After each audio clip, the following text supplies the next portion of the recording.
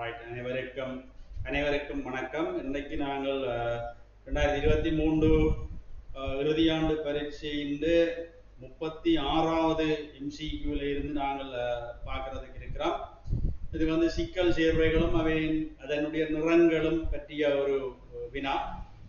இந்த சிக்கல் சேர்வைகளினுடைய நிறங்கள் அவை அமோனியாவோட நீரோட Cl- செறிந்த HCl-ஓட எவ்வாறு சிக்கல் சேர்வைகளை உருவாக்குறது என்ற அந்த ஒரு அட்டவணை உங்களுடைய ரிசோர்ஸில் இருக்குது. அது அப்படியே நீங்க பார்த்து வச்சிருக்க வேணும். ஒரு கேள்வி அப்படியே நீட்டா செய்யலாம். சரி, அவ்வளவு விளங்குதா? உங்களுக்கு சில அது விளங்காமல் இருக்கக்கூடும். சிக்கல் சேர்வை சம்பந்தமான ஒரு அட்டவணை, அது வந்து நீரோட, அடுத்தது NaOH-ஓட, அதாவது OH-ஓட, பிறகு அமோனியாவோட, செறிந்த HCl, அப்ப இவைகளோட இவ்வாறு அந்த காம்ப்ளெக்ஸை உருவாக்குறது என்பதை பற்றி நீங்கள் பார்த்து வச்சிருக்க வேண்டும். சரியோ? ரைட். அதிலே முதலாவது வினா எங்களுக்கு கேட்கப்பட்டிருக்கின்ற முதலாவது வினா எவ்வாறு இருக்கிறது என்று சொன்னால், கவனிங்கோ, கோபால்ட் 2+ நிக்கல் 2+ CO2+ Saturn 2+, இவை சார்பா கீழே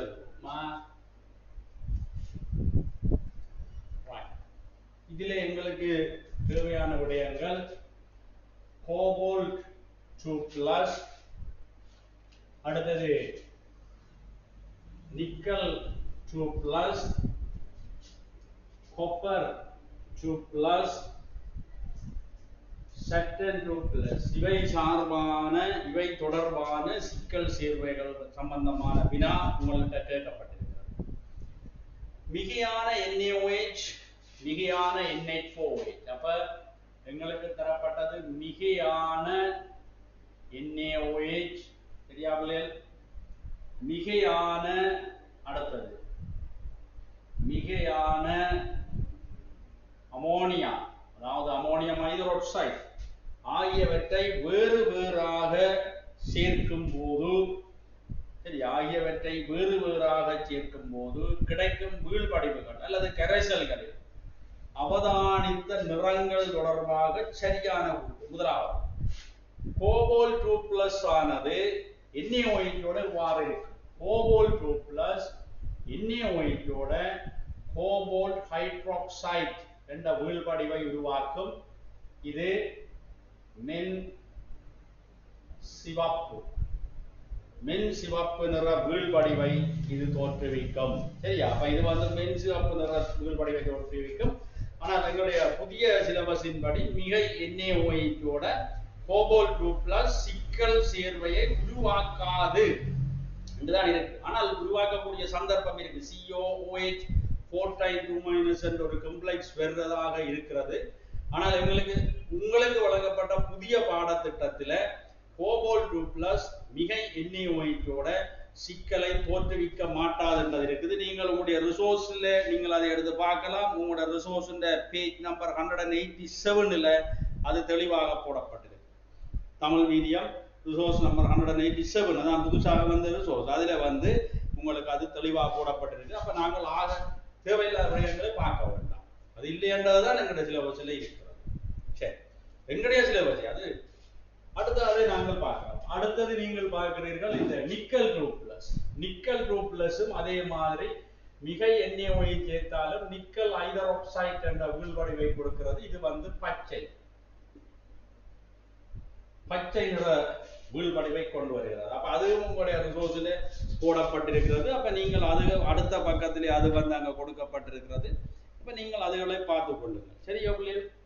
அடுத்தது செப்பு பாருங்க, CuOH2, அதுவும் ஒரு நிரந்தர வீழ்படிவை கொண்டிருக்கின்றது. நீலம் அல்லது மென்நீலம் அல்லது நீங்கள் நீலம் என்றதை குறிப்பிடலாம். அது நீலம் என்று அதை போட்டிருக்கிறார்கள். அப்ப அது வந்து நாங்கள் அதை கொடுக்கிறோம், நீலம். இங்காக நாகம் ஈரியலுடைய ஒரு உப்பு, இது மட்டும் மிகை NaOH-ஓட ZnOH 4 times இப்படியான அந்த சிக்கலை உருவாக்குறது. ZnOH 4 times 2+ என்ற சிக்கலை உருவாக்குறது. இது வந்து நீங்கள் எழுதிக் கொள்ளலாம். அதாவது இவ்வாறு பார்த்துக் கொள்ளலாம். அதாவது ZnO2 2 minus 2H2O and in the complex. ZnO2 2 minus dot 2H2O. Sorry, நான் கொஞ்சம் கீழே எழுதுகிறேன். ZnO2 2 minus 2H2O. இதை நீங்கள் சேர்த்து எழுதியிருந்தால் ZnOH 4 times. ஆக உங்களுக்கு தெரியும், அதை நீங்கள் கவனித்துக் கொள்ளுங்கள். NaOH ஓட சோடியம் ஹைட்ராக்சைடோட தாண்டல் உலோகங்கள் உங்களுக்கு தரப்பட்ட அட்டவணையில நீங்க பாத்தீங்கன்னா NaOH ஓட எல்லாரும் நிரந்தர வீழ்வடிவை உருவாக்கி கொண்டிருக்கிறார்கள். சரியா? சோடியம் ஹைட்ராக்சைடோட நிரந்தர வீழ்வடிவு உருவாக்கி கொண்டிருக்கிறது. குரோமியம், அதே மாதிரி மங்கனீஸ், இரும்பு, கோபால்ட், நிக்கல், செப்பு, இவ்வளவு பேரும் நிரந்தர வீழ்வடிவை உருவாக்குறாங்க. ஆக நாகம் என்ற ஈரியலுடைய உப்பு மட்டும் உங்களுக்கு அந்த மிகை NaOH அந்த வீழ்வடிவு கரைந்து நிறமற்ற கரைசலாக வரும். NaOH சிறிது சிறிதாக சேர்த்திருப்பீர்களாக இருந்தால் ஜிங்க் ஹைட்ராக்சைடு ZnOH twice என்ற வெள்ளை வீழ்வடிவு உருவாகும். மேலதிக NaOH இது கரைந்து இவ்வாறு காணப்படும். ஏனைய உப்புக்கள் குரோமியம், மெங்கனீஸ், இரும்பு, கோபால்ட், நிக்கல், செப்பு எல்லாம் NaOH ஓட நிரந்தர வீழ்வடிவை தரும். அதாவது அட்டவணையை பார்த்து நீங்கள் வடிவ விளங்கிக் கொள்ளுங்கள். அடுத்தது அமோனியாவோட ஒரு விஷயத்தை கேட்டிருக்கேன். அமோனியாவோட CONH3 6 times 2+ என்ற சிக்கலும், அதே மாதிரி CONH3 6 times 3+ என்ற சிக்கலும் ரெண்டு காம்ப்ளெக்ஸை அது உருவாக்கும் மிகை அமோனியாவோட. சரி, அதை நீங்கள் அதுகளையும் படிவா பார்த்துருக்கீங்க. இது மஞ்சள் கபிலம், மஞ்சள் கபிலம். ஆனா இது கொஞ்சம் உறுதி குறைவானது. டக்கண்டு கோபால்ட் 3+ ஆக மாற்றமடையும். இது உறுதி குறைவானது, விரைவாக கோபால்ட் 3+ ஆக மாற்றமடையும். சரியா? அதை நீங்கள் பார்த்துக்கொள்ளுங்கள். கோபால்ட் 3+ ஆக அவர் மாற்றமடைவதற்கான சந்தர்ப்பங்கள் இருக்கு. அடுத்தது கபில சிவப்பு, கபில சிவப்பு இதெல்லாம் ரிசோர்ஸ்ல இருக்கு. அப்ப இது இப்பாறுதான் டக்கண்ட மாற்றம் அடையும். இது உறுதியான நிலைக்கு தான் பெற பார்க்கும். ஆனால் ரெண்டும் உங்களுடைய ரிசோர்ஸ்ல தரப்பட்டிருக்கிறது. அடுத்தது நிக்கல், NH3 6 times 2+. நிக்கல் இது நீல கரைசலை உருவாக்கும். நீல நிற கரைசல். இது மேலே எல்லாம் வீழ்வடிவு, இது மட்டும்தான் கரைசல். இங்க இதெல்லாம் சிக்கல் சேர்வைகள் எல்லாம் கரைசல் நிலையிலே நீலம். அடுத்தது செப்போட CuNH3 4 times 2+, கடும் நீலம் அல்லது கரும் நீலம், டீப் ப்ளூ.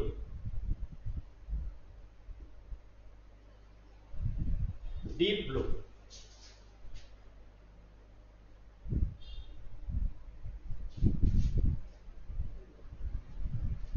நாகம் மிகை அமோனியாவோட நிறமற்ற கரைசலை உருவாக்கும். நிறமற்ற கரைசலை உருவாக்கும். இந்த இப்படி ஒரு விஷயம் தெரியணும். இதே மாதிரி நீரோட எவ்வாறு வரும் என்றதை நீங்கள் பார்த்துக்கொண்டு, HCl-ஓட எவ்வாறு வரும் என்றதை பார்த்துக்கொண்டு அதை ஒரு பொதுமைப்படுத்தி படியும்.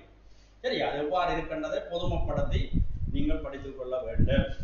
அப்ப அதிலே கேள்வியை பார்ப்போம். முதலாவது சொல்றாரு என்னென்றால் கோபால்ட் 2+ ஆனது ஒரு கபில நிற வீழ்வடிவையும், கோபால்ட் 2+ NaOH-ஓட கபில நிற வீழ்வடிவம் பிழை, அது மென்சிவப்பு நிற வீழ்வடிவம். அப்ப முதலாவது கூற்றியை பிழைச்சிட்டு அங்கால எங்களுக்கு தேவையில்லை, அது பிழைச்சிட்டு ஒரு அந்த செந்நிற கரைசலையும் தருமா. செந்நிற கரைசல் அது கபில சிவப்பு, கிட்டத்தட்ட ஒரு செந்நிறம் மாதிரி கருதலாம். அப்ப முதலாவது கூற்று பிழைச்சிட்டு. நிக்கல் 2+ ஆனது நீல வீழ்வடிவம் சொல்றேன். நிக்கல் 2+ உருவாக்குறது பச்சை வீழ்வடிவம். அப்ப அந்த இரண்டாவது ஸ்டேட்மென்ட் பிழை. Cu2+ ஆனது ஒரு கபில நிற வீழ்வடி, Cu2+ ஆனது ஒரு நீல நிற வீழ்வடிவம். அது சரி, அந்த கூட்டு சரியா. NaOH-ஓட கருநீல நிற கரைசலையும் தருகிறது. ரைட், என்ன இருக்கு? கருநீல கரைசலையும் தருகிறது. அப்ப மூன்றாவது கூற்று சரியானது. Zn2+ ஆனது நிறமற்ற கரைசலையும், மிகை NaOH-ஓட நிறமற்ற கரைசலையும் சரி, மிகை NHOOH-ஓடையும் நிறமற்ற கரைசலையும் சரி, ஆகவே அங்க உங்களுக்கு திருத்தமான கூட்டு எதென்றா சிஎம்டி. அப்ப நான் ஏற்கனவே சொன்ன மாதிரி அந்த அட்டவணையை பொதுமைப்படுத்தி வடிவா படிச்சு வச்சிருக்கோம். ஸ்ட்ரக்சர்ல சரி அல்லது எஸ்ஏ கேள்வியில சரி எம்சிக்யூல தரோவா அந்த செக்ஷனுக்குரிய கேள்வி செய்யலாம். இப்ப சில பிள்ளைகள் முன்னுக்கு கொஞ்சம் படிக்கல என்று யோசிச்சிருந்தால் செலக்ட் பண்ணி படிச்சீங்கன்னா நீங்கள் பி எடுக்கக்கூடிய சந்தர்ப்பங்கள் கூட இருக்கு. சிஓபி எடுத்துக்கொள்ள இந்த 2 மாதம் 3 மாதம் படிவா காணும், பயப்படாது. பின்வரும் அடுத்த நீங்க ஒண்ணு செய்யலாம். நீங்கள் இப்ப இந்த ஃபர்ஸ்ட் இயர்ல தோற்றுறார்கள் இந்த சோதனையை நீங்க இயன்ற அளவு நீங்க முதல் படிக்காம விட்டுட்டாலும் இயன்ற அளவுக்கு செலக்ட் பண்ணி படிச்சு முதல் குவாலிஃபை பண்ணுவோம். ஏன்னு செகண்ட் நீங்கள் விருப்பமாக இருக்கீர்கள், நீங்கள் அதை ஊண்டி படிக்கலாம். இப்பவே விட்டுடாத, இப்ப படிக்கலாம். அடுத்த விஷயம் 37வது போ.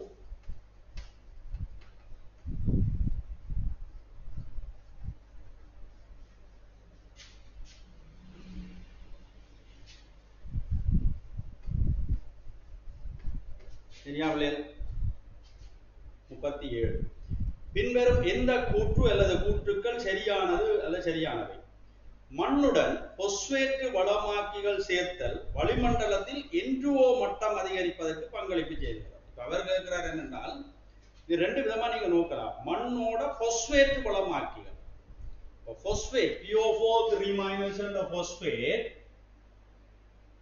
இப்படிதான் இருக்குது, சேர்த்தல் அதிகரிப்பதற்கு பங்களிப்பு செய்கிறது. மண்ணுடன் பொஸ்பேட்டு வளமாக்கிகளை சேர்த்தல் வளிமண்டலத்தில் N2O மட்டம் அதிகரிப்பதற்கு பங்களிப்பு செய்கிறதுன்னா சில பிள்ளை யோசிக்கும் இப்படி அமோனியம் பொஸ்பேட். சரியோ? இப்படி அமோனியம் பொஸ்பேட், பொஸ்பேட் வளமாக்கி என்றால் அமோனியம் பொஸ்பேட் எடுக்கும். பொட்டாசியம் போஸ்பேட் அல்லது அப்படி சோடியம் போஸ்பேட் என்று சொல்லி அதுலயும் போஸ்பேட்டுகள் இருக்கு. அமோனியம் போஸ்பேட் எடுத்தீங்கள் என்றால் அதுல பாக்டீரியாக்கள் தாக்கங்களால N2O வர்றதுக்குரிய சாத்தியக்கூறு இருக்கு. அமோனியம் போஸ்பேட் எடுத்தால் பாக்டீரியாக்கள் தாக்கத்தால N2O வரக்கூடிய சாத்தியம் இருக்கு. ஆனா நீங்கள் எடுக்கிற போஸ்பேட் அமோனியம் நைட்ரஜன் அல்லாத போஸ்பேட் எடுத்தால் அங்க N2O வராது. சரியோ? நைட்ரஜன் அல்லாத போஸ்பேட் எடுத்தீங்கன்னா அங்க N2O வர்றதுக்குரிய சந்தர்ப்பம் இல்லத்தானே பிள்ளை. சரி, அப்ப அந்த கூட்டம் நாங்கள் தீர்க்கமாக இதை சொல்ல முடியாது. இந்த போஸ்பேட் வளமாக்கிகளை சேர்க்கிறது என்று சொல்ல அமோனியம் போஸ்பேட் சேர்த்தீங்கன்னா அந்த கூட்டு சரியா இருக்கு. ஆனால் மண்ணுடன் போஸ்பேட் வளமாக்கிகளை சேர்த்தல் வளிமண்டலத்தில் N2O மட்டம் அதிகரிப்பதற்கு பங்களிப்பு செய்கிறது என்று செய்யலாம் என்றால் பரவாயில்லை. செய்கிறது என்றபடியே அது தவறாக இருக்கு. அமோனியம் போஸ்பேட் இருந்தா மட்டும்தான் செய்யும். அல்லாட்டி இப்ப பொட்டாசியம் போஸ்பேட் என்று நீங்க பயன்படுத்தி இருந்து நாங்க செய்யறதுக்கான வசதிகள் இல்லை. அது நாங்கள் தவறான கூட்டுதான் எடுக்கவும். பசுக்கள், வெள்ளாடுகள் போன்ற பண்ணை விலங்குகள் சுவாசம் வளிமண்டலத்தில் CO2 மட்டம் அதிகரிப்பதற்கு பங்களிப்பு செய்கிறதா? இப்ப இந்த விலங்குகள் இருக்குதானே உங்கள்கிட்ட கேட்டுக்கொண்டால் இந்த விலங்குகளை நீங்க பாத்தீங்கன்னா விலங்குகள் என்ன செய்யும் என்று சொன்னால் அவசரமா சாப்பிடும். தாவரங்களை, புல்லுகளை, அதுகளை அவசரமா சாப்பிடும். பிறகு ஒரு ஓய்வான நேரத்திலே அதை இறை மீட்கும். இது இந்த இப்படி பால் மாடுகளுக்கு இப்ப பசு மாடுகள் அல்லது ஆடுகள் அப்படி போன்ற அந்த அவர்களுக்கு அந்த இறை மீட்கிற தன்மை இருக்கு. அவ்வாறு இறை மீட்க என்ன நடக்கும் என்றதை பற்றி பார்ப்போம். சரி, அப்ப அதுல கேட்ட கேள்வியில இப்ப இந்த அவர்கள் என்ன செய்வார்கள் என்றால் இந்த உள்ளுல இந்த குடலுக்குள்ளே அவர்கள் காற்றின்றிய நிலையில இருக்கேங்க. இந்த காற்றின்றிய சுவாசம் நடக்கின்ற பொழுது இந்த பாக்டீரியாக்கள் இந்த தாக்கத்தினால அங்க மெதேன் வாயு விடுவிக்கப்படும். விலங்குகள் தமது உணவை உட்கொண்டு பின்னர் இறை மீட்கின்ற சந்தர்ப்பத்தில் குடலின் உள்ளே காற்றின்றிய சுவாசங்களில் ஏற்படுகின்ற சமிபாடுகள் காரணமாக மெதேன் வாயு தான் வெளிவிடப்படும். சரி, அப்ப ஒரு பண்ணையில ஒரு 1000 கணக்குல இந்த மாடுகள் இருக்குமாக இருந்தால் அங்கே பெருமளவு மெதேன் வாயு வளிமண்டலத்துக்கு போகின்ற சந்தர்ப்பம் இருக்கு. CH4 வாயு வளிமண்டலத்துக்கு போற சந்தர்ப்பம் இருக்கு. ஆனா கார்பன் டை ஆக்சைடு போற சந்தர்ப்பம் இல்லை. நீங்க சுவாசி கேட்க CO2 போகும் தானே. அப்ப எல்லா விலங்குகளும் சுவாசி கேட்க ஞாபகமான CO2 போகும். அப்ப அதை நாங்கள் எடுக்க முடியாது. சரியோ? அது உங்களோட ரிசோர்ஸ்ல இருக்கு.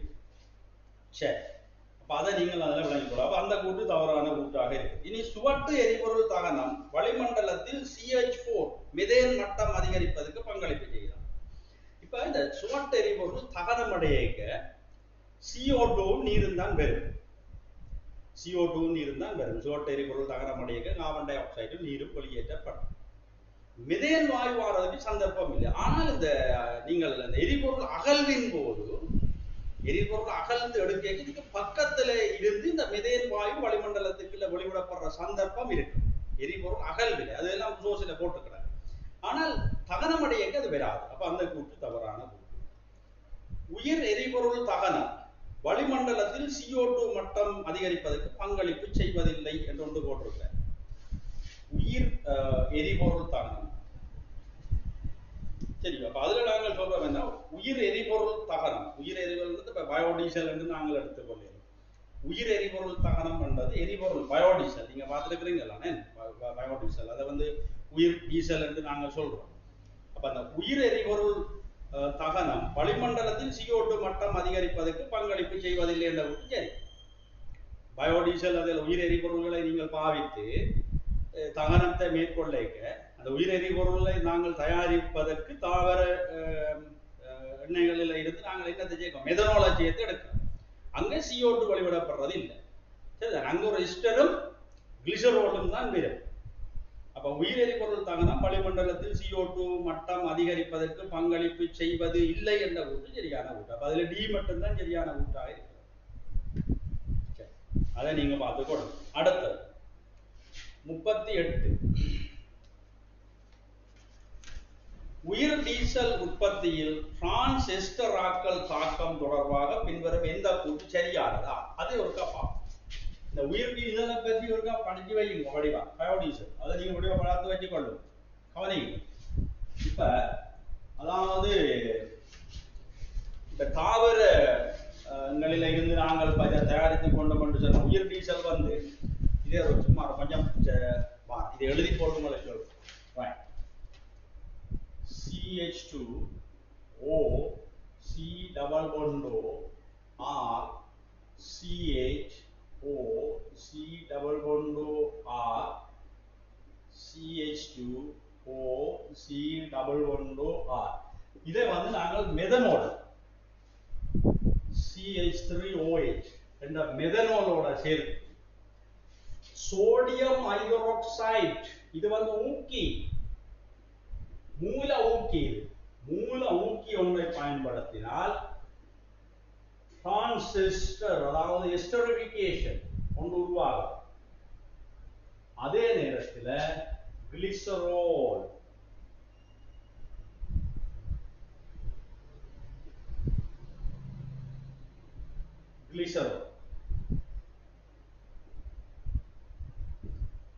சரியா, இது ஒரு எஸ்டர்.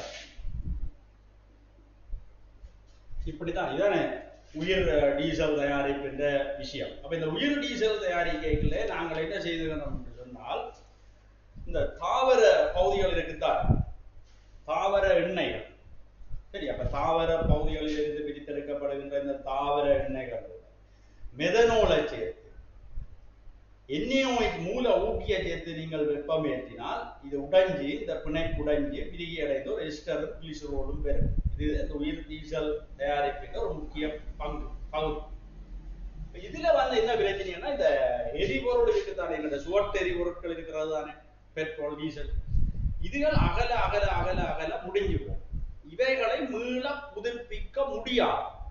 ஆனால் உயிர் டீசல் தாவர பகுதிகளில் இருந்து பெறப்படுறபடியால் நீங்கள் தாவரங்களை மீண்டும் மீண்டும் நட்டு கொண்டிருந்தால் மீள புதுப்பிக்கப்படலாம். ஆனால் இங்க முக்கிய ஒரு கூறு மெதனோல் தேவை. இதை தயாரிக்கிறதுக்கு ஒரு முக்கிய கூறு வந்து மெதனோல் தேவை. இந்த மெதனோலை எங்கிருந்து எடுக்கிறது? அதை நீங்கள் சுவட்டு எரிபொருள்கள் மாதிரி இருந்து அகல்வில இருந்து நீங்கள் மெதனோல் எடுக்க விளைக்கிட்டீங்கள் என்றால் 100% இதை மீள புதுப்பிக்க முடியாது. கவனித்துக் கொள்வோம். மெதனோலை நாங்கள் ஒரு சுவட்டு எரிபொருள்களில் இருந்து அப்படி இருந்து பெற்றுக் கொள்வோமாக இருந்தால் 100% இதை புதுப்பிக்க முடியாது.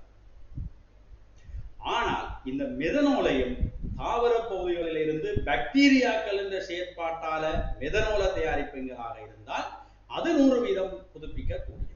ஆனால் அப்படி நாங்கள் தயாரிக்கின்ற அளவு வந்து மிக குறை. தெரியும். அப்ப தாவர பகுதிகளில் இருந்து மெதனோலை தயாரித்தால் பாக்டீரியாக்கள் தொழிற்பாட்டால் தயாரித்தெடுத்தீங்கன்னா 100% புதுப்பிக்க கூடியது, மீள புதுப்பிக்க கூடியது, மீள பெறக்கூடியது. ஆனால் மெதனோலை நாங்கள் வேறு வேட்டு எரிபொருள்கள் அந்த நிலைமைகளில் இருந்து பெற்றுக் கொண்டால் அதை புதுப்பிக்க முடியாது. இதுகளெல்லாம் ரிசோர்ஸில் இருக்குது, நீங்கள் அதை பயன்படுத்தி கொள்ளுங்கள். அப்ப கூடுதலாக இந்த தாவர எண்ணெய்களை நான் மீண்டும் வலியுறுத்தி சொல்றது, எளிதில் ஆவியாகாத தாவர எண்ணெய்களை பயன்படுத்தித்தான் மெதனோலை சேர்த்து இந்த உயிர் டீசலை நாங்கள் தயாரித்துக் கொள்வோம். இதுகளை நீங்கள் எடுத்துக்கொள்வோம். சரியோ? அப்ப இங்க வந்து பாருங்க, CO2 உருவாகிறதுக்குரிய சந்தர்ப்பங்கள் அங்க இல்லை. சரியோ? ஆனா சில பிள்ளை கேட்கும், இந்த வெப்பமேற்றங்க நீங்கள் பயன்படுத்தப்படுகின்ற எரிபொருளால CO2 விடுவிக்கப்படலாமே என்று கேட்கும். அது வேறு பிரச்சனை. அப்ப அதை நாங்கள் அதிலே பார்த்துக் கொள்வோம். அப்ப நாங்கள் இதை அடுத்ததை செய்வோம். அதுல என்ன சொல்லப்பட்டிருக்கிறது? முதலாவது, கிளிசரோல் ஒரு அதாவது உயிர் டீசல் உற்பத்தியில் டிரான்சிஸ்டராக்கள் தாக்கம் தொடர்பாக பின்வரும் இந்த கூற்று சரியானது. கிளிசரோல் ஒரு பக்க விளைபொருள், அது சரிதான். மூலங்களை ஊக்கிகளாக பயன்படுத்த முடியாது, இங்க பயன்படுத்தி வச்சுக்கிற. அப்ப அது பிள்ளை சுயாதீன கொழுப்பு அமிலங்கள் இருத்தல் தாக்கத்திற்கு சாதகமானது இல்ல. இந்த தயாரிப்பில் இருக்கின்ற சுயாதீன கொழுப்பு அமிலங்களையும் இந்த மேலதிகமாக இந்த எண்ணெயை அகற்றவும் ஒரு படி, பல படிமுறைகளுக்கு கூடாகத்தான் இந்த உயிர் டீசல் நாங்கள் தயாரிக்க போவோம். அப்ப இதுல என்ன செய்யறோம் என்றால், படி 1ல தாவரங்களில காணப்படுகின்ற பல படிகளுக்காக செய்யறீங்க. அதுல முதலாவது படியிலே தாவரங்கள்ல காணப்படுகின்ற இந்த கொழுப்பு அமிலங்கள், மற்றது சவர்க்காரமாக்களுக்கு உள்ளாகும் சேர்வைகள் போன்றவற்றை நீக்கவும். அதான் இந்த எண்ணெய் ஒளி. தாவர பகுதிகளில் உள்ள கொழுப்பமிலம் சவர்க்காரமாக்களுக்கு காரணமான சில பதார்த்தங்களான இந்த இவர்களை நாங்கள் நீக்கிக் கொள்ள வேண்டும். விளங்குதா? ஒரு கட்டத்தில் நீக்கிக் கொள்ள வேண்டும். அப்ப உங்களுக்கு அதுல கேட்கப்பட்ட விஷயம் என்னென்று சொன்னால், சுயாதீன கொழுப்பு அமிலங்கள் இருத்தல் தாக்கத்திற்கு சாதகமானது இல்லை, சாதகம் அற்றது. அதை நீங்கள் பார்த்துக்கொள்ளுங்கள். சவர்க்காரம் உண்டாகின்றமையினால் ஊக்கியின் தொழிற்பாடு குறைகிறது. இந்த சவர்க்காரம் போம் பண்ண RCWO மைனஸ் NA பிளஸ் போம் பண்ண ஊக்கியின் செயற்பாடு, ஊக்கியின் அளவு குறைஞ்சி ஊக்கியின் செயற்பாடு குறையும். மற்றது இந்த சவர்க்காரம் என்ன செய்யும், மேற்பரப்பில் ஒரு பொறுப்பு படை மாதிரி ஒரு லேயரை உருவாக்கும். எனவே ஊக்கி இந்த தாக்கிகளோட ஏற்படுகின்ற கொடுகையை அது குறைக்கும். இவ்வாறான காரணங்களால ஊக்கியின் செயற்பாடு குறையும். அப்ப அதையும் நீங்க பார்த்துக் கொள்ளுங்க. ஆகவே அங்கேயே இந்த கூட்டு மட்டும் சரியான கூட்டாக இருக்கு. சரியோ? அடுத்தது திரும்ப அதே மாதிரி வருது. திரவ உயிர் சுவட்டு எரிபொருள் தகனமடையும் வாகனத்தின் வெளிப்படுத்தல். இது உயிர் சுவட்டு எரிபொருள். திரவ உயிர் சுவட்டு எரிபொருள் தகனமடையும் வாகனத்தின் வெளிப்படுத்தல் எக்ஸாஸ்ட் இருக்கும் வாயுக்கள் தொடர்பாக பின்வரும் இந்த கூட்டு சரியான. வெளிப்படுத்தியில் ஒளி ரசாயன புகாருக்கு பங்களிப்பு செய்யும் வாயுக்கள் உள்ளன. இப்ப உங்களுக்கு என்ன தெரியும்? ஒளி ரசாயன புகாருக்கு ஆர் சம்பந்தப்படுகிறது தெரியும் உங்களுக்கு. சரி, அப்ப ஒரு திரவ எரிபொருள் ஒன்றை நீங்கள் எடுத்தீங்களா, திரவ உயிர் சுவட்டு எரிபொருள், பெட்ரோல், டீசல், அதெல்லாம். அப்ப நாங்கள் அதை முதல் பார்ப்போம்.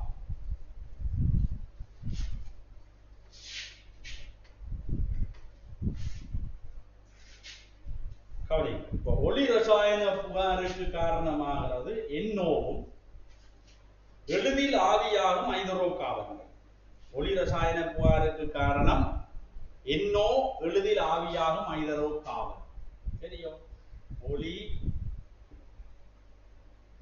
ரசாயன புகாருக்கு காரணமானது NO, எளிதில் ஆவியாகும் ஹைட்ரோ கார்பன்கள். இப்படி போடுவோம், CH3 CH2 N times CH3.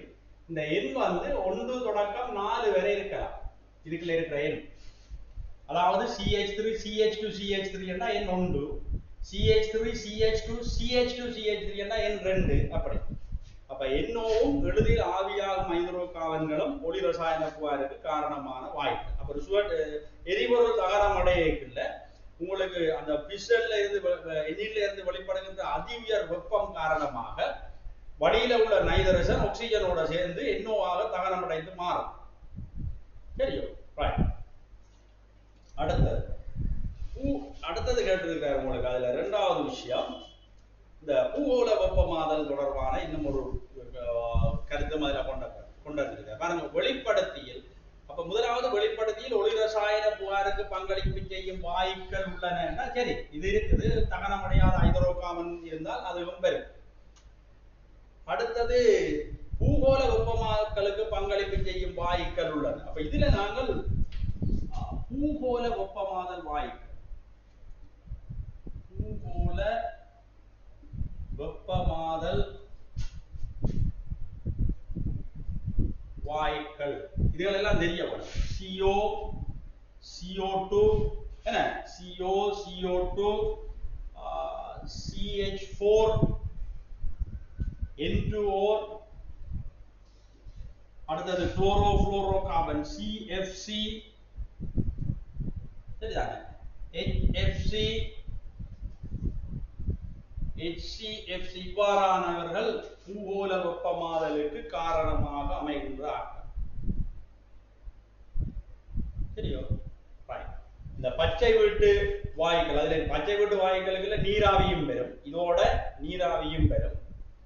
அப்ப இந்த பச்சை வீட்டு வாயுக்களில் இந்த வாயுக்கள் காணப்படுகின்ற இடத்து மேலதிகமாக காணப்பட்டால் பூகோள வெப்பமாதல் இடம்பெறுவதற்குரிய சந்தர்ப்பம் இருக்கும். அதில் நீங்கள் இந்த வளிமண்டலம் என்வாயர்மெண்டல் கெமிஸ்ட்ரியில அதை வடிவா பார்த்துக் கொள்ளும். அப்ப அதுல சொல்லி இருக்கிறார்கள் என்றால், என்னடா எரிபொருள் தகனம் அடைய CO வரும், CO2 வரும், உருவாகுதா? சரியா? அப்ப அதை நீங்கள் அங்க உருவாகுறதுக்குரிய சந்தர்ப்பங்கள் இருக்குது. ஆகவே பூகோள வெப்பமாதலுக்கு பங்களிப்பு செய்யும் வாயுக்கள் உள்ளதென்ற கூட்டு சரியான கூட்டு. அமிலமலைக்கு பங்களிப்பு செய்யும் வாயுக்கள் உள்ளது. அப்ப அமிலமலைக்கு பங்களிப்பு செய்யும் வாயுக்களை, அமிலமலைக்கு NO, NO2, SO2, SO3 இந்த வாயுக்கள் அமிலமலைக்கு பங்களிப்பு செய்கிறது. அப்ப நான் ஏற்கனவே சொன்னேன், நைட்ரஜன் அதி உயர் வெப்பம் பிறப்பிக்கப்படுகின்ற பொழுது என்ஜின்ல இருந்து அது யாரோட ஆக்சிஜனோட சேர்ந்து NOவாக வரும். இது மேலும் ஆக்சிஜனோட சேர்ந்து NO2 உருவாகும். இதை விட அந்த டீசல் தகனமடையல SO2 விடுவிக்கப்படும். அது SO3யோட ஆக்சிஜனோட சேர்ந்து SO3 பெறக்கூடிய சந்தர்ப்பங்களும் இருக்கு.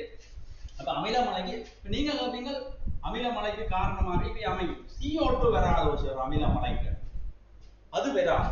ஏனென்றால் CO2 அது நீரோட சேர்ந்து உருவாக்குகின்ற அந்த H2CO3 கார்போனிக் அமிலம். இந்த மழை நீரின் pH வந்து 5.6. மழை நீரில் CO2 கூடுதலாக இருக்கிற எடுத்துக்கொள்கிறோம். அப்ப மழை நீரின் pH 5.6. இது வந்து அமிலமலைக்கு தாக்கத்தை செலுத்தாது.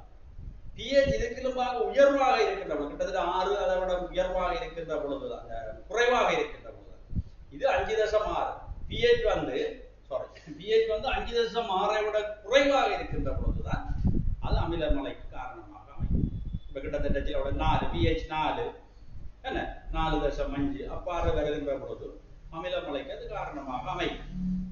ஆனால் CO2 நீர்ல இறங்கி உருவாகிற கார்போனிக் அமிலம் மழை நீரின் pH 5.6 அது அமிலமலையில பெரிய தாக்கத்தை ஏற்படுத்தாது. கரைசல் அமிலமாக இருக்கும். ஆனால் தாவரங்களுக்கோ விலங்குகளுக்கோ அதனால எந்த தாக்கமும் இல்லை. அப்ப அது அமிலமலைக்கு சாதகமான காரணி அல்ல. அதை நாங்கள் பார்க்கலாம். அப்ப எங்களுக்கு தெரிய வெளிப்படுத்தியில் அமிலமலைக்கு பங்களிப்பு செய்யும் வாயுக்கள் உள்ளன, அது இருக்கு வரும். வெளிப்படுத்தியில் ஓசோன் படை வரிதாக்கத்திற்கு, அதாவது நலிவடைய செய்வதற்கு பங்களிப்பு செய்யும் வாயுக்கள் இருக்கின்றன. அப்ப நாங்கள் ஓசோன் படை நலிவாதலிலே சம்பந்தப்படுகின்ற வாயுக்கள் எவை என்றதை பற்றி அடுத்தது பார்ப்போம். அப்ப ஓசோன் படைக்கு யாரென்றால் NO, அடுத்தது CFC குளோரோஃப்ளோரோகார்பன். இதுல பல வகை இருக்குது, ஜோசிலே அதை பார்த்துக் கொள்ளுங்க. இதுக்குள்ள குளோரோஃப்ளோரோகார்பன், அதாவது கார்பனிலே ஐதரசனுக்கு பதிலாக குளோரினும் புளோரினும் பிரதியிடப்பட்டு வருகின்றவை தான் குளோரோஃப்ளோரோகார்பன். சரியா? இந்த குளோரோஃப்ளோரோகார்பன் ஒரு கார்பன் அல்லது 2 கார்பன் இணைந்த நிலையில ஐதரசனுக்கு பதிலாக குளோரின் அல்லது புளோரின் பிரதியிடப்பட்டு வருகிறது தான் நாங்கள் குளோரோஃப்ளோரோகார்பன். இவர்கள் ஓசோன் படை பெரிதாக்கத்திற்கு சாதகமானவை. இதுல அந்த வெளிப்படுத்தியிலிருந்து NO வரும். அப்ப அதுவும் சரி. அப்ப அங்க எல்லா கூற்றும் சரியான கூற்றாக காணப்பட்டிருக்கும். சரியா? நான் வேணுமென்றால் இன்னும் ஒரு சந்தர்ப்பத்துல இந்த குளோரோஃப்ளோரோ கார்பன் வகைகள், அதாவது ஒரு கார்பன்ல இப்படி இருக்கலாம், இப்படி இருக்கலாம், ரெண்டு கார்பன் சேர்ந்து இருந்திருக்க போகும். இப்படி F F CL F CL CL இவ்வாறான ஆட்களும் அங்க இருக்க போகும். ஹைட்ரஜனுக்கு பதிலாக குளோரின் குளோரின் ஒரு கார்பன் அல்லது ரெண்டு கார்பன்ல பிரதியிடப்பட்டு வருகின்றதுதான் இந்த குளோரோஃப்ளோரோ கார்பன். இதுகள் ஓசோன் படை வரிதாக்கத்திற்கு செல்வாக்கு செலுத்துகின்ற காரணிகளாக அமைகின்றன. சரியோ? அப்ப எங்களுக்கு அதுல ABCD என்ற அனைத்து கூட்டுகளும் 40வது சரியான கூட்டாக அமைந்திருக்கிறது. சரி, இனி அடுத்த கேள்வியை பாருங்க. இனி இந்த கூற்று காரணி, இதுவும் ஒரு முக்கியமான விஷயம். கூற்று காரணி கேள்விகள் முக்கியமான ஒன்று. சரியோ? ரைட், அதான் பார்ப்போம்.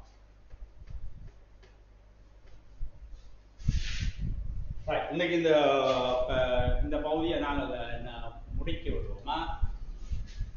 Okay, right. ஸோ அப்போ அடுத்த விஷயத்துக்கு வாங்க. உகந்த நிலைமைகளின் கீழ் H2S ஆனது ஒரு தாழ்த்தும் கருவியாகவும் ஒட்சியேற்றும் கருவியாகவும் தொழிற்படக்கூடிய, சரி பிள்ளை, தாழ்த்தும் கருவியாக ஒட்சியேற்றும் கருவியாக தொழிற்படக்கூடியது H2S. உங்களுக்கு இருக்குது SO2, அமோனியா, H2O2, இவர்கள் எல்லாம் தாழ்த்தும் கருவியாகவும் ஒட்சியேற்றும் கருவியாகவும் தொழிற்படக்கூடியவை. இது தொடர்பான ஒவ்வொரு உதாரணங்களாவது உங்களுக்கு தெரிய வேண்டும். எழுதி வச்சு படியுங்கோ, கட்டாய கேள்விக்கு வரும். கந்தகமானது ஒட்சியேற்றகன் சய 2 தொடங்கி சக 6 வரை உள்ள பரந்த வீச்சில இருக்கா? உண்மை, அது உண்மை. ஆனால் அந்த கூற்றுக்குரிய தகுந்த விளக்கம் இல்லை. ரெண்டும் உண்மை, தகுந்த விளக்கம் இல்லை. அப்ப இரண்டாவது கூற்று இதே ஒரு நான் கந்து விடுறேன். சய 2 என்றால் H2S2 இருக்கு, சய 1 என்றால் Na2S2 இருக்கு.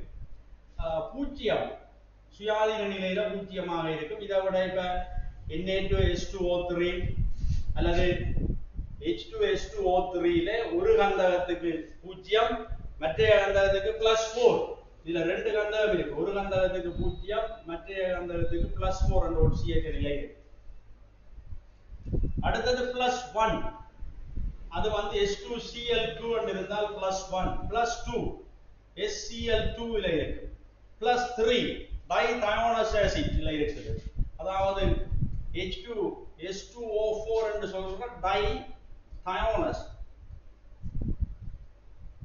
ஆசிட். சரி, அதுல கட்டமைப்பு எப்படி இருக்கு?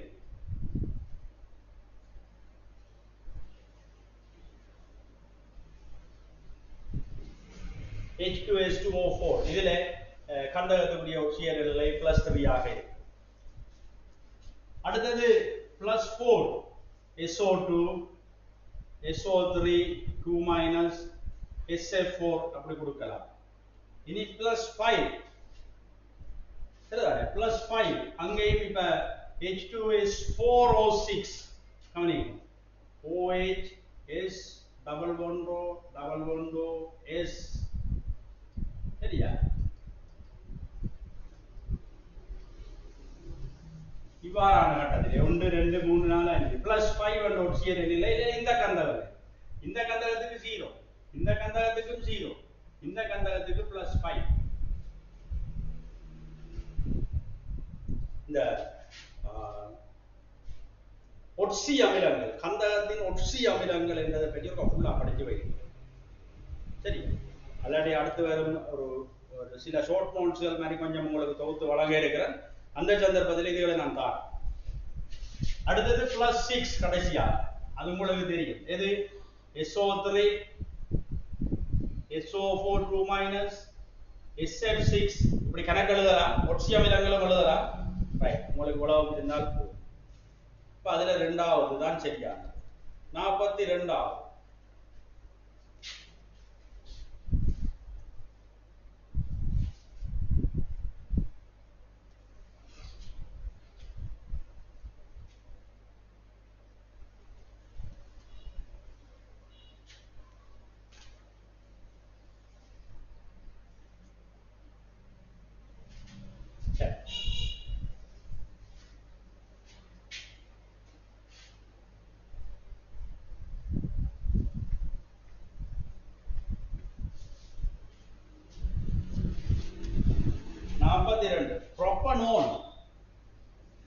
CH3 C double bondol CH3 அடுத்தது புரோப்பனோனின் கொதிநிலை சரிதானே butane CH3 CH2 CH2 CH3 butane இது புரோப்பனோன்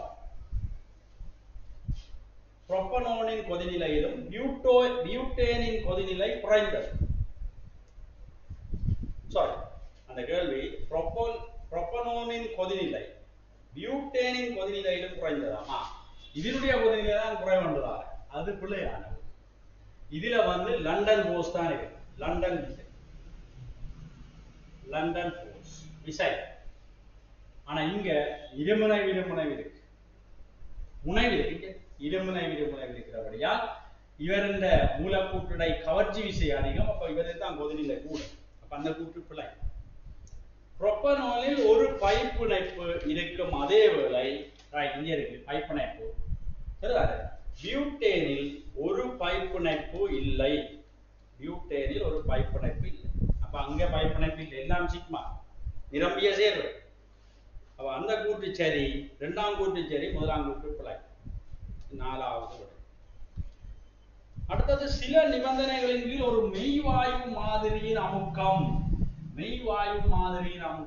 பி ரியல் மெய்வாயு மாதிரியின் அமுக்கம் இலட்சிய வாயு விதியினால் எதிர்வு கூறப்படும் பெருமானத்திலும் குறைவாக இருக்கும் சில நிபந்தனைகளின் கீழ் ஒரு மெய்வாயு அமுக்கம் இலட்சிய வாயு விதியினால் எதிர்வு கூறப்படும் பெருமானத்தில் இலட்சிய அமுக்கம் பி ஐடியல் வந்து எப்பவும் பி ரியல் அதாவது இலட்சிய வாயுவின் அமுக்கம் உண்மை வாயுவின் அமுக்கத்தை விட பெரியது அவர் சொல்றார் சிவ நிபந்தனைகளின் கீழ் ஒரு மெய்வாயு மாதிரியின் அமுக்கம் இலட்சிய வாயு விதியினால் எதிர்கூறப்படும் பெருமானத்திலும் குறைவானதாக இருக்கும் ஏனென்றால் ஒரு மெய் வாயு தாழ்ந்த அமுக்கத்திலேயும் உயர்ந்த வெப்பநிலையிலும் இலட்சிய பண்பை காட்டலாம்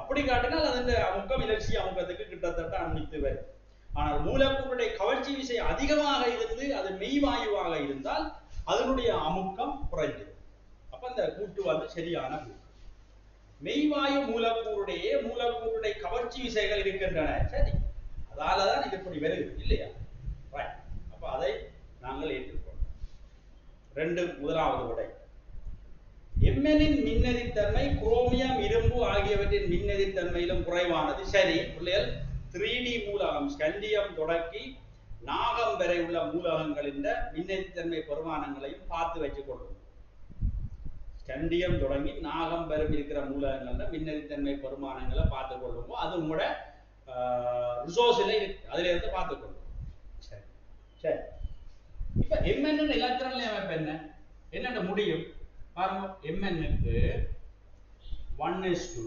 2s2 2p6 3s2 3p6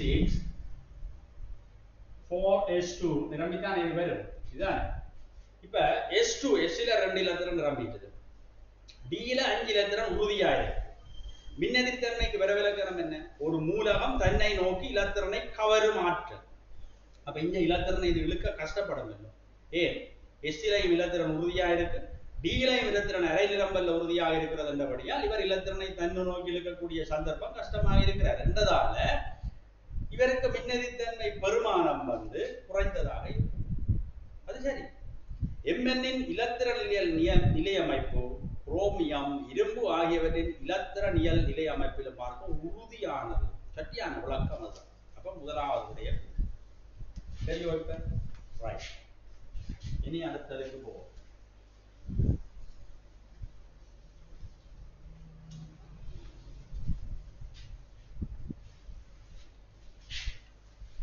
aromatic diazonium உப்பு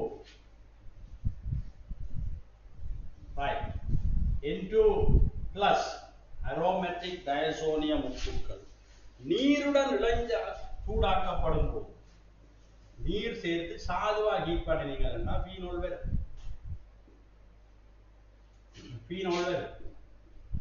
நைட்ரஜனும் வரும் சரி பீனோலும் நைட்ரஜனும் அது சரி அரோமேட்டிக் டயசோனியம் அயன்கள் இலத்திரன் நாடிகள். இலத்திரனை தன்னை நோக்கி இலத்திரனை தன்னை நோக்கி வாங்குகின்றவை இலத்திரன் நாடிகள் அல்லது மின்னாடிகள். சரி, ஆனால் இதுக்குரிய விளக்கம் அதே தெரியும். ரைட். அப்ப இரண்டாவது விடைய குறிப்புகள் 45. 46. ஒரு மின் ரசாயன கலத்தில் குறைந்த தாழ்த்தல் அழுத்தத்தை கொண்ட மின்வாய் தான் எப்பவும் அனோட். அது உங்களுக்கு தெரியும்.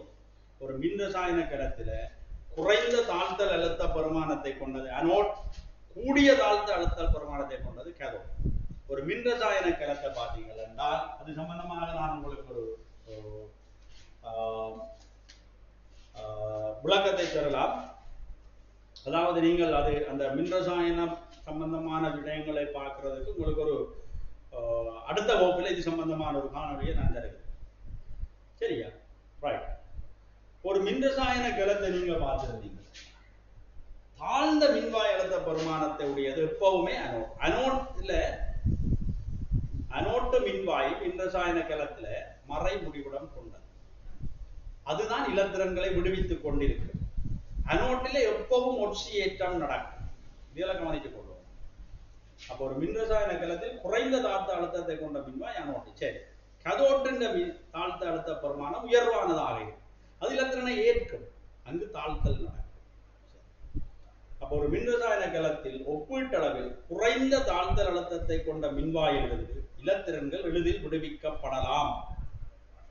குறைந்த தாழ்த்தல் அழுத்த பெருமானமுடைய மின்வாயில இருந்து இலத்திரன்கள் விடுவிக்கப்படலாம். ஏனென்றால் குறைந்த தாழ்த்தல் அழுத்த பெருமானமுடைய இலகுவாக ஒட்சியேற்றப்படக்கூடிய. அப்ப அது முதலாவது சரியான விளக்கம். அடுத்தது ஒஸ்வால்ட் முறையை பயன்படுத்தி நைட்ரிக் அமில உற்பத்தி. இந்த நைட்ரிக் அமில உற்பத்தி இல்ல, இந்த இதுல நைட்ரிக் அமில உற்பத்தியும் சல்பூரிக் அமில உற்பத்தியும் 2023ஆம் ஆண்டு MCQல போடப்பட்டிருக்கு. நான் சொல்றேன் கேட்டுக்கொள்ளுங்க. 2024 இறுதி ஆண்டு பரீட்சையின் எஸ்ஏல ஒன்று நைட்ரிக் அமில உற்பத்தி அல்லது சல்பூரிக் அமில உற்பத்தி வருவதற்கு வாய்ப்புகள் அதிகம் இருக்கு. அப்ப என்ன நடக்கும் நைட்ரிக் அமில உற்பத்தியில?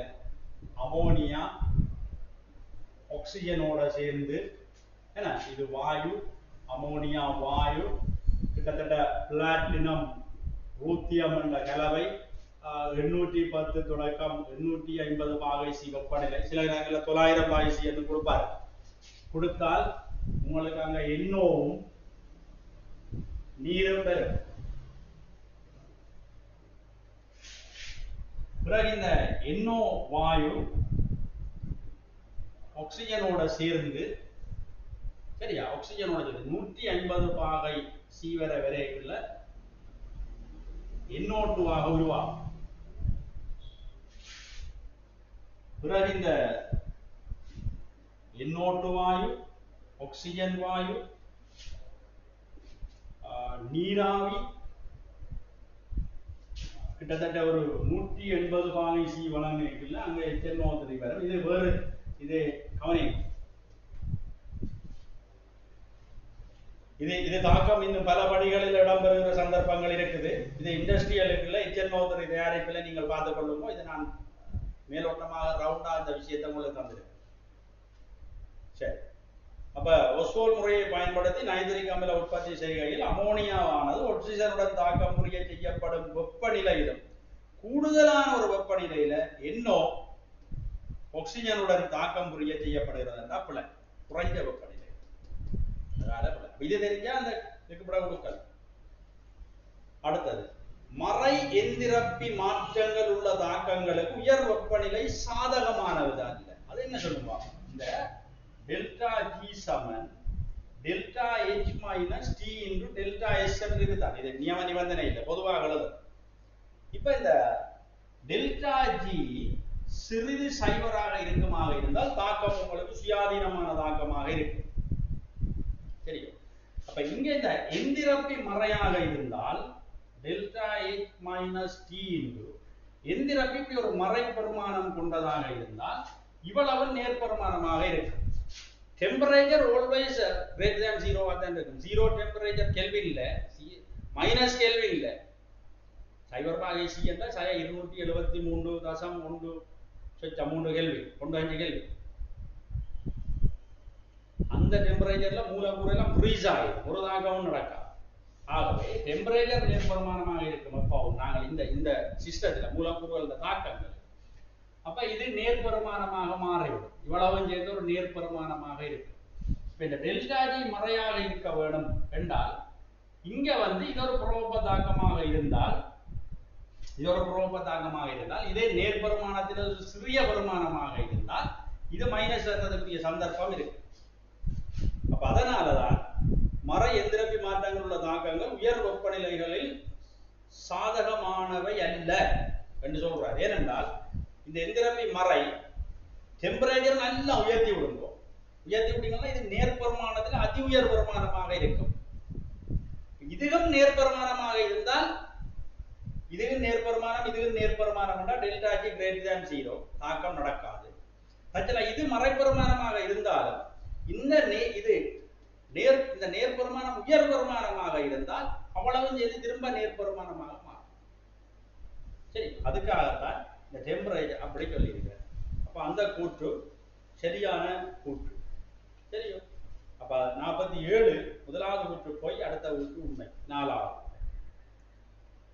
அடுத்தது 48 பாருங்க. ஒரு கரையத்தின் பங்கீட்டு குணகம் வெப்பநிலையை சார்ந்தது. பங்கீட்டு குணகம் வெப்பநிலையில சார்ந்திருக்கு, அது சரி. வெவ்வேறு கரைப்பான்களில் இப்ப நீர், மெதனோல், அப்படி வெவ்வேறு கரைப்பான்களில் உள்ள ஒரு கரையத்தின் கரைதிறன் வெப்பநிலையுடன் ஒரே அளவில் மாறுகிறது. இப்ப என்ன சொல்றாங்க, வெப்பநிலை மாற இல்லை.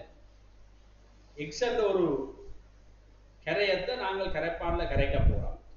எக்ஸ் ஒருக்கா நீர்ல கரைக்கணும், ஒருக்கா மெதனோல்ல கரைக்கணும்.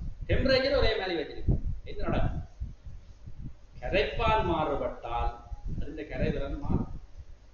சரி, அப்ப இங்க சொல்லி கிடக்குது அது ஒரே அளவில் மாறுகிறது சொல்ற.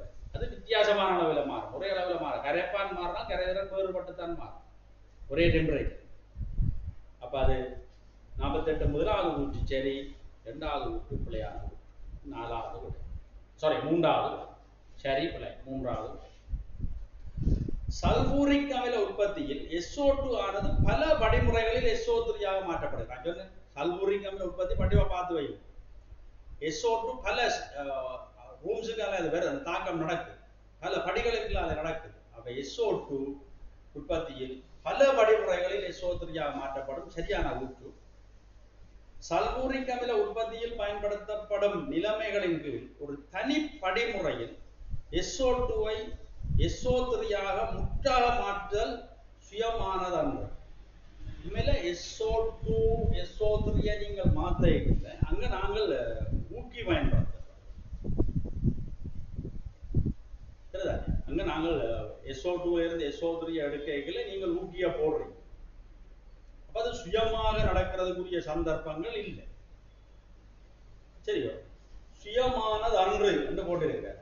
அப்ப அந்த கூட்டு சரி, இந்த கூட்டு சரி. SO2 சல்பூரிக் அமில உற்பத்தியில் பயன்படுத்தப்படும் நிலைமைகளின் கீழ் ஒரு தனிப்படை முறையில SO2-ஐ SO3 ஆக முற்றாக மாற்றுதல் சுயமானது அன்று. கம்ப்ளீட்டா மாற்றுறது சுயமானது இல்லை, அது சரி, உண்மையா சரிதான்.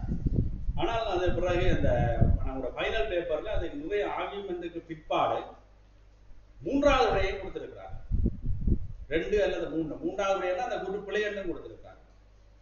சரி, அது இப்ப இந்த ஸ்கீம் அதுகளை நீங்கள் சல்பூரிக் அமில உற்பத்திக்குள்ள போய் நீ திரும்ப வாசிச்சீங்கன்னா அதுக்கான ஒரு தெளிவும் உங்களுக்கு கிடைக்கும். அடுத்தது, ஹைட்ரோஃப்ளோரோ கார்பன் வாயு மேல் வளிமண்டலத்தில் ஓசோன் படை வரிதாக்கத்திற்கு பங்களிப்பு செய்வது இல்லை. சரி, ஏனென்றால் அது சரி.